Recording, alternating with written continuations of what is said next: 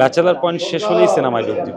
Original gang বলতে আমরা যেটা বুঝি সেটা আরিফিন, নেহালকে ছাড়া কখনোই পরিপূর্ণ না। আমার জীবন যৌবন, আমার চিন্তা ভাবনা সবকিছুকে কেন্দ্র করে ব্যাচেলার পয়েন্ট। ব্যাচেলার পয়েন্ট অনেক যত্ন করে বানাই, অনেক মনোযোগ দিয়ে বানাই, ভালোবেসে বানাই। খাটের থেকে পড়বে কিনা জানি না, তবে ব্যাচেলার পয়েন্টের অরিজিনাল গ্যাং বলতে আমরা যেটা বুঝি সেটা আরিফিন, নেহালকে ছাড়া কখনোই পরিপূর্ণ না। সো নেহাল ব্যাক করছে, তখন অডিয়েন্সের বিশাল ভালোবাসা আমরা পাইছি এবং আমার বিশ্বাস যে আরিফিন ব্যাক করতেছে এটা শোনার পর যারা ব্যাচেলার পয়েন্ট ভালোবাসে, ব্যাচেলার পয়েন্ট পছন্দ করে, তাদের জন্য আসলে ব্যাপারটা অনেক ইমোশনাল। এবং আমরা যখন এই কাবিলা, নেহাল, আরিফিন, হাবু ভাই, পাশা ভাই এই পাঁচজনকে যখন একসাথে কেউ স্ক্রিনে দেখবে, আমি নিজেই ইমোশনাল হয়ে যাচ্ছিলাম এবং আমরা যখন সিন করছিলাম আমাদের চোখ ছলছল করছিল যে এত বছর পর আবার এই পাঁচ বন্ধুকে একসাথে স্ক্রিনে দেখতে পেলাম।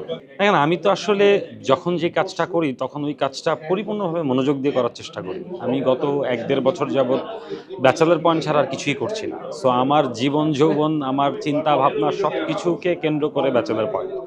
সো ব্যাচেলার পয়েন্ট যতদিন চলবে আমি আসলে অন্য কোনো কিছু তার মনোযোগ দিতেও পারবো না।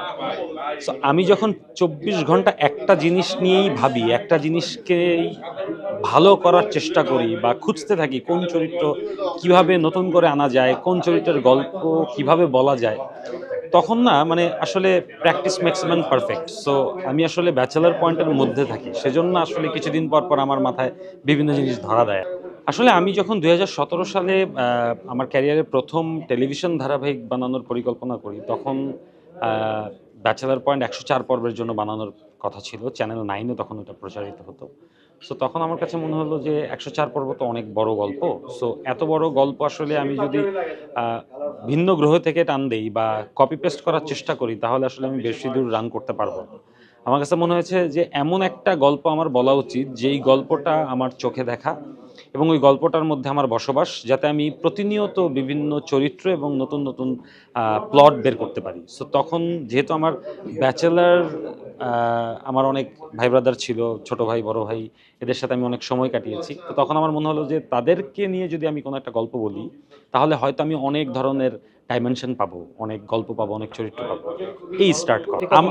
আমার কাছে আসলে মনে হয় না এই কারণে, কারণ আমার হঠাৎ করে মনে পড়ে যে আচ্ছা আমাদের কাবিলা ম্যারিড। কারণ আমার কাছে কাবিলাকে ওই কাবিলাই মনে হয়। পাশা ভাইকে পাশা ভাই মনে হয়, হাবুকে হাবুই মনে হয়। সো আমি আসলে তাদের ব্যক্তিগত জীবন জানি দেখে আমি তাদের ব্যাপারটা জানি। কিন্তু আমার কাছে মনে হয় যে এরা আসলে আমার চরিত্র। সো আমি ওই চরিত্র নিয়েই বসবাস করি। যেটা বললাম, আমি আসলে ব্যাচেলর পয়েন্টের মধ্যেই বসবাস করছি গত ১-১.৫ বছর যাবৎ। সো যখন আপনি সারাদিন একটা ভাবনার মধ্যেই থাকবেন, তখন আসলে এটার একটা আলাদা রিফ্লেকশন আসে। সো আমি আসলে ব্যাচেলর পয়েন্ট অনেক যত্ন করে বানাই, অনেক মনোযোগ দিয়ে বানাই, ভালোবেসে বানাই। ব্যাচেলর পয়েন্ট শেষ হলেই সিনেমায় যোগ দিব।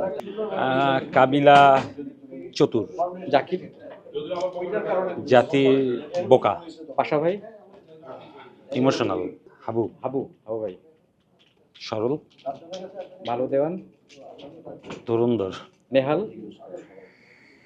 স্মার্ট, আরিফিন, ইমোশনাল, অমি। ইমোশনাল।